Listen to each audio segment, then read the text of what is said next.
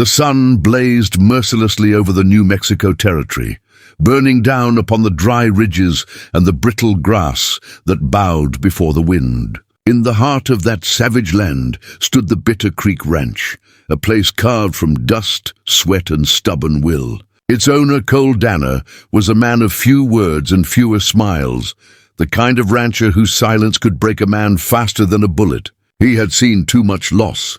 His brother taken by fever, his fiancée by another man, and his land by drought. What he had left was grit and the will to keep breathing when everything else turned to ash. The morning she arrived, Bitter Creek was buzzing with cruel laughter. The neighboring cowhands, drunk from a night's pay and too proud for their own good, brought her in tied to the back of a paint horse, her wrists bound loosely, her dark eyes calm like a storm waiting to strike. "Got you a wedding present, Danner," one of them hooted. "Found her near the old Apache trail. Thought you might like a woman to keep the coyotes off at night." Laughter split the air. Cole's jaw tightened as he stepped out of the barn, his shadow stretching long and hard against the dust. She was Nakoma, a young Apache woman, proud even in humiliation. The bruises on her wrists told a story, but her eyes burned bright with a fire that dared anyone to laugh at her again. Cole didn't laugh. He didn't even blink. He stared at the men who'd done this, his so-called neighbors, and for a long, dangerous silence, no one moved. "Untie her," Cole said finally, his voice low and rough. "What, you ain't even gonna thank us?" One of the men sneered. Cole took a slow step forward. "Untie her," he repeated. There was something in his tone that made even the drunkest of them sober. The rope fell away from Nakoma's wrists. She rubbed them silently, then looked Cole in the eye, not with gratitude, but with the unflinching defiance of someone who had learned never to depend on mercy. When the men finally rode off, still laughing at their joke, the ranch fell silent again. Cole stood by his barn, arms folded, the dust swirling between them. "You can go," he said quietly. "No one's going to stop you." Nakoma looked past him toward the desert. It stretched endless and merciless, no water, no shelter, and the smoke of white men's guns still on the horizon. She met his eyes again, unreadable. "You send me away," she said slowly. "You send me to die." Cole exhaled, eyes dropping to the ground. "Then you better stay until I figure out what the hell to do with you." That night, she slept in the barn. Cole didn't go inside.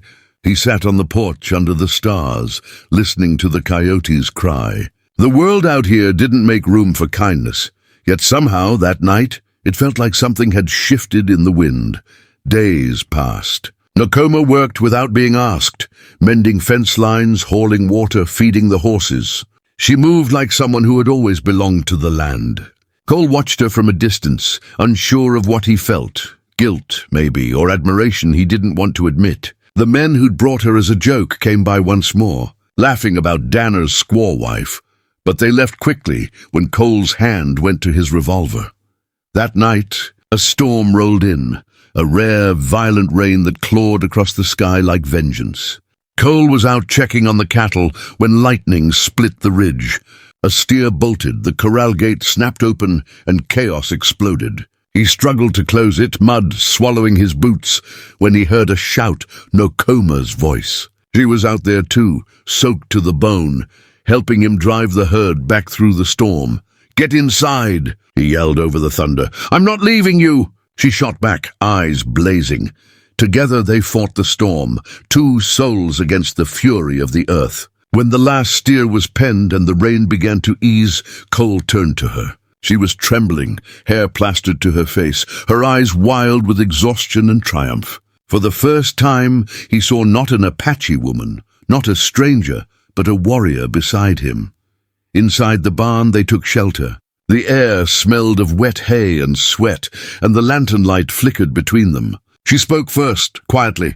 "You think I am like an animal, a thing given, but I am not a thing." Cole's throat tightened. "I never said you were." Her gaze pierced him. "You didn't have to." The words hit hard because they were true. Cole had been treating her like a burden, feeding her, housing her, but never looking her in the eye long enough to see her as human. And yet here she was, saving his life in a storm that could have killed them both. He said softly, "You shouldn't have come out there."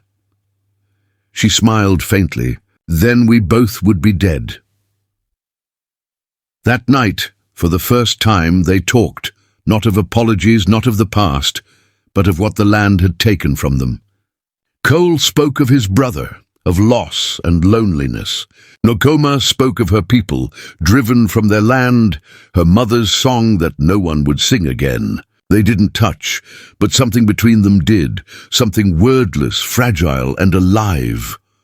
Weeks later, a rumor spread that a band of bounty riders was hunting for Nokoma. They wanted her back, not for justice, but for revenge. Cole knew what they'd do if they found her. That evening, as the sun bled into the mesas, Nokoma stood beside him on the porch, her shadow long and silent. "They will come," she said. "I won't let them take you." "They will come," she repeated, looking at him. "Then we must do what is necessary." Her words were not fear, they were resolve. Cole realized she wasn't asking for protection. She was preparing to fight. When the riders came at dawn, the ranch turned into a battleground. Cole took to the gate with his rifle. Nokoma slipped behind the corral with her bow, arrows glinting like fire in the morning sun. The gunfire cracked across the valley, dust rising like smoke. Cole was hit in the shoulder, but kept firing. Nokoma moved like wind and shadow, silent, deadly, unflinching. By noon the riders were gone. Those who weren't dead fled into the hills. Cole fell to one knee, bleeding, but smiling for the first time in years. Nokoma knelt beside him, pressing her hands against the wound. Her fingers trembled, but her voice was steady. "You fight like one of us," she whispered. He met her gaze, pain and pride mingling. "No," he said softly. "We fought together."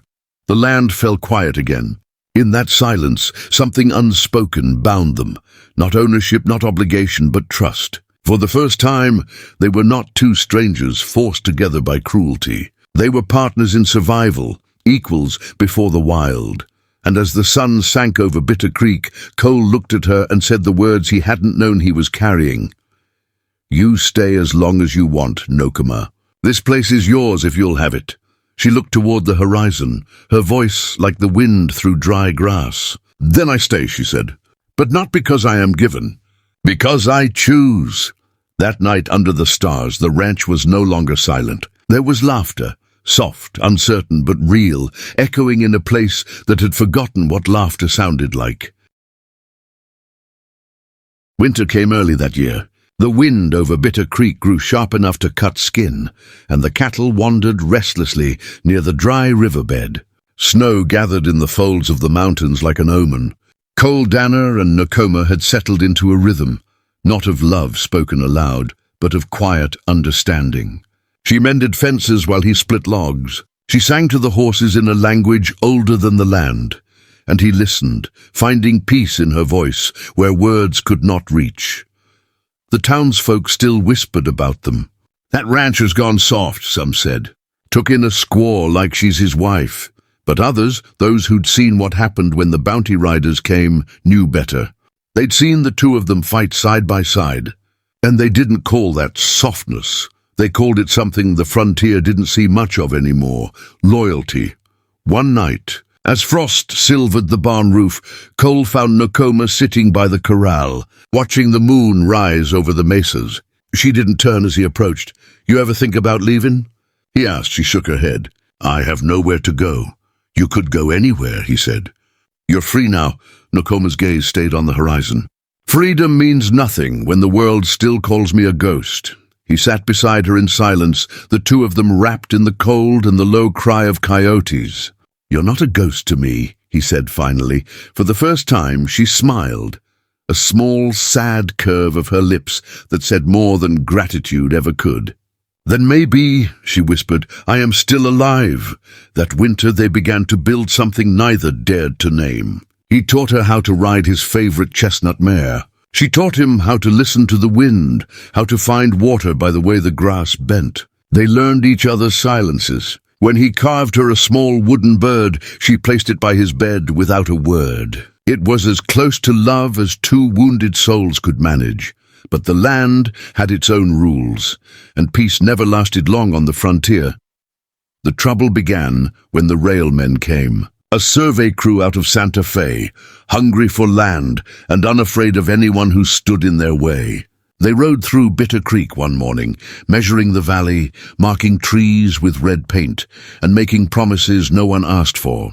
Cole told them the land was spoken for, his and no one else's. The man in charge, a sharp-tongued foreman with city clothes and gun hands for hire, just smiled. "We've got government orders," he said. "Progress don't ask permission." When they left, Cole saw Nakoma watching from the ridge. "They will not stop," she said quietly. "They will take what they want." "I won't let them," he replied. "You cannot fight an army. Then I'll fight like hell anyway." Days later, fences were cut, cattle driven off. Then their barn, went up in flames under the stars. Cole and Nakoma barely saved the horses, the fire lighting the night like war drums. When the smoke cleared, half the ranch was gone.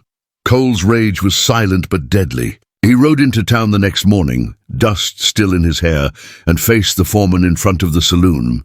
"You lit that fire," he said. The man smirked. "You gonna prove it, Cowboy?" Cole's hand twitched near his revolver, but Nakoma's voice echoed in his mind. "You cannot fight an army."